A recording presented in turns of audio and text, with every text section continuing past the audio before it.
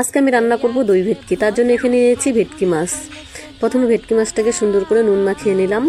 এখন মিক্সারে দিয়ে দিলাম কাঁচা লঙ্কা, পাকা লঙ্কা আর কাজু কিশমিশ। সুন্দর করে একটা পেস্ট তৈরি করে নেব।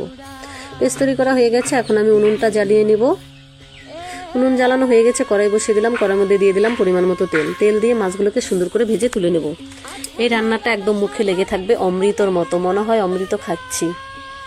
দই ভেটকি মাছগুলোকে উল্টে পাল্টে সুন্দর করে ভেজে নেব। এই রান্নাটার মধ্যে কোনো রকম হলুদ ব্যবহার করা যাবে না। মাছগুলো ভাজা হয়ে গেছে। এখন আমি তেল থেকে সুন্দর করে তেল ছেঁকে তুলে নেব। মাছ তোলা হয়ে গেছে। ওই তেলের মধ্যে দিয়ে দিলাম গোটা গরম মশলা, দিলাম লবঙ্গ, দারচিনি, এলাচ আর সাথে দিলাম কিছুটা গোটা জিরে। ফোড়ন দিয়ে দিব এখন আমি কাজু কিশমিশ, কাঁচা লঙ্কা, পাকা লঙ্কা বাটা দিয়ে দিলাম পরিমাণ মতো লবণ।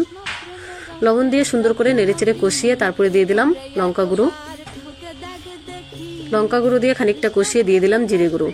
জিরে গুঁড়ো কষিয়ে আবার দিয়ে দিব মিক্সার ধোয়া জলটা দিয়ে, কারণ অল্প মশলা লেগে যেতে পারে, তার জন্য এখানে দিয়ে দিলাম জল। এখন দিয়ে দিব পরিমাণ মতো টক দই। যার যেরকম টক দই লাগবে সে সেরকম টক দই দিবে।